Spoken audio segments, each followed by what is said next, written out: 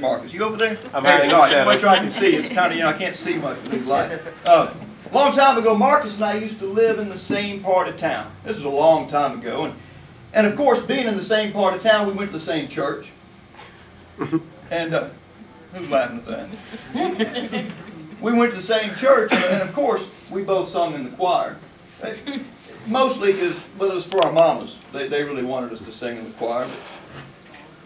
But Marcus, well, let's just say on Sunday night there were things he wanted to do other than choir practice.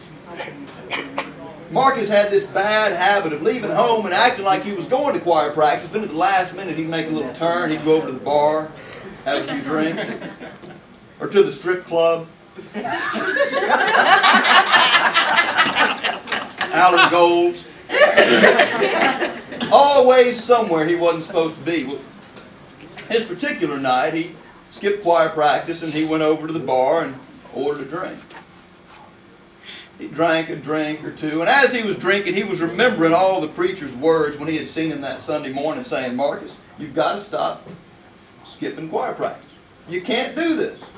You've got to show up or you're going to end up kicked out of the choir, and you know how that'll make your mama feel. No, I know, but here he was anyway, sitting in the bar, drinking beer. He drank one beer, he drank two beers, he lost track of how many beers he drunk after a while. Till eventually, while he was still just barely able to stand up off that stool, he decided it was late enough that he ought to head home. Now, from the bar to Marcus's house, it's just one block over, a couple of blocks across, and one block back down. Usually that's what Marcus would do. Now maybe because it was late and he was tired, maybe because it was a cold, windy winter night, or maybe just because he was that drunk. He decided that instead of walking around, he would cut straight across, which meant going behind the church through the churchyard.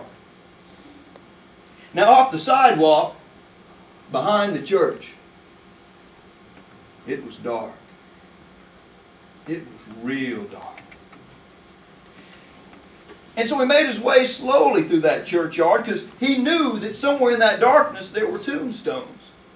And he didn't want to catch a shin on one, didn't want to trip and fall over one. Slowly he made it through that churchyard, and as he did on that cold night, the wind began to pick up. And the wind blew harder and harder right in his face coming across that churchyard, and as that wind picked up and blew harder and harder, why, he swore he began to hear voices in that wind. Marcus. Marcus.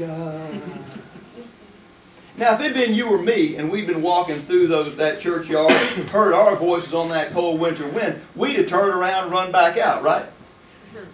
Not Marcus.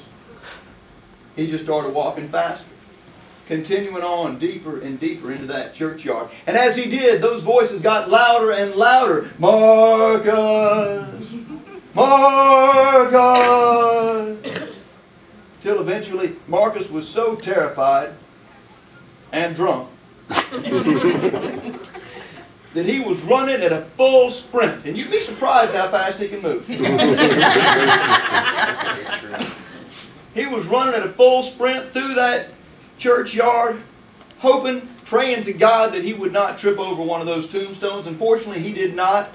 Instead, suddenly, without warning, the ground gave way in front of him, and he plunged deep down into the bowels of the earth. He landed with a thud on a cold, wet, earthen floor, and before he could even stand up, he heard that voice, now louder than ever. Marcus! It no longer sounded like the wind.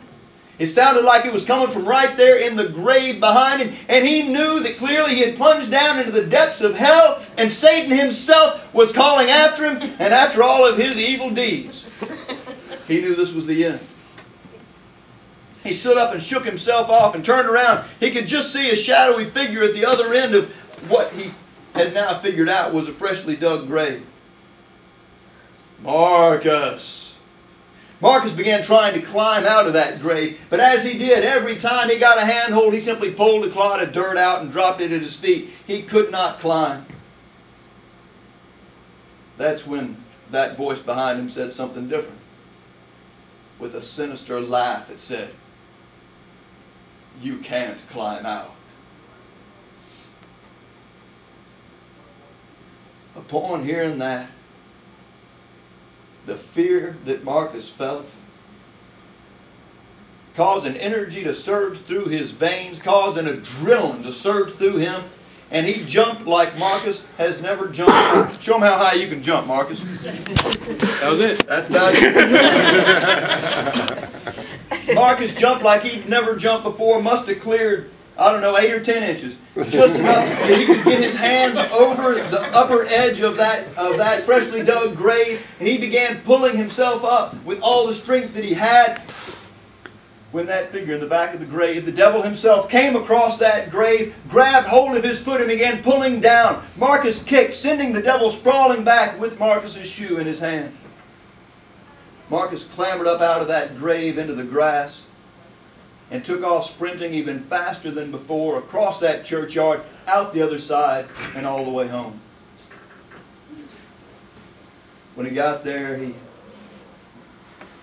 let himself in as quietly as possible so as not to wake anybody else up. Walked to his bedroom and knelt down at the foot of his bed and began to pray. "Dear God, I know I don't deserve for you to listen to me, but I promise from this point forth, I will never miss another choir practice for as long as I live." He made all manner of promises that I'm not going to repeat here because he's broken them all since then.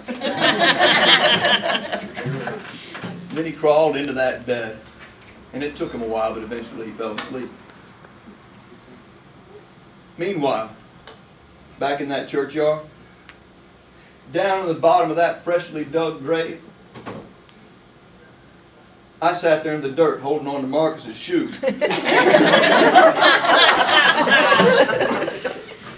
Because I left the bar just about 10 minutes before him and took the same shortcut home and fell in the same grave.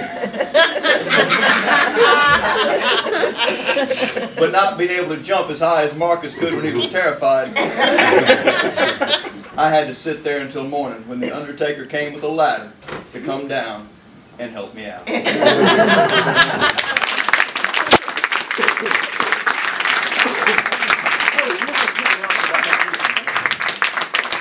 One quick thing before a break. Marcus mentioned I've been traveling with this play.